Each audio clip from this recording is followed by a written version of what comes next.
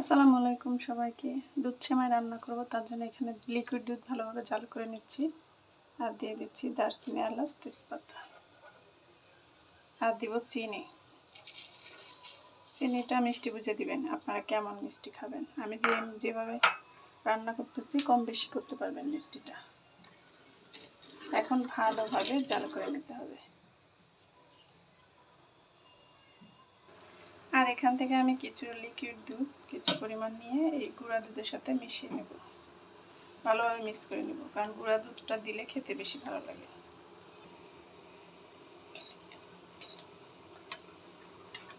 যে কোনো সেমাই রান্না করলে আপনার লিকুইড দুধের পাশাপাশি গুঁড়া দুধটা দিলে বেশি ভালো লাগে খেতে, দেওয়ার চেষ্টা করবেন। চিনি দিয়ে দুধটা ভালোভাবে জাল করে নিয়েছি। এখন দিয়ে দেবো সেমাই। এই যে কুলসুম এই লম্বা সেমাইটা আমি দিব। এই দেখুন, বিসমিল্লাহ।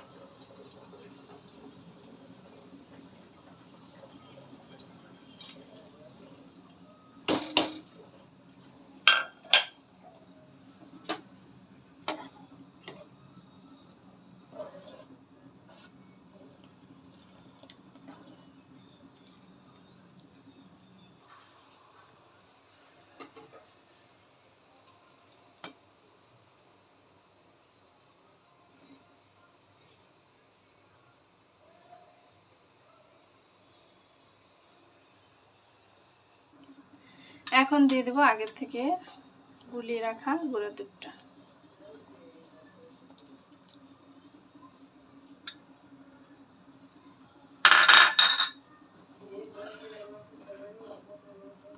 এই দেখুন কত সুন্দর দেখতে, এটা দেখতেও সুন্দর, খেতেও খুবই মজা, খুবই লোভনীয়।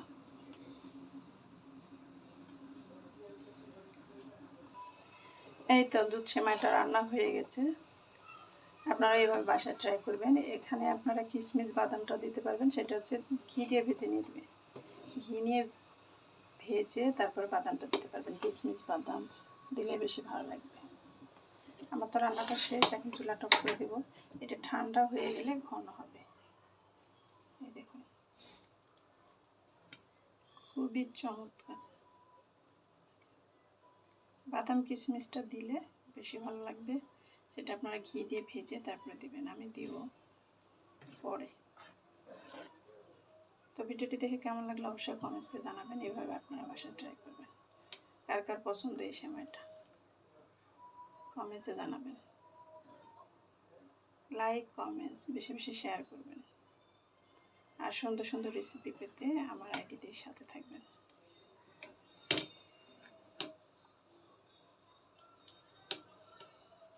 সবাইকে ঈদের শুভেচ্ছা, ঈদ মোবারক। ঈদ মানেই সেমাই, সেটা লাচ্চা সেমাই বা দুধ সেমাই, যে কোনো সেমাই যে যেটা পছন্দ করেন। সবাই ভালো থাকবেন। আল্লাহ হাফেজ।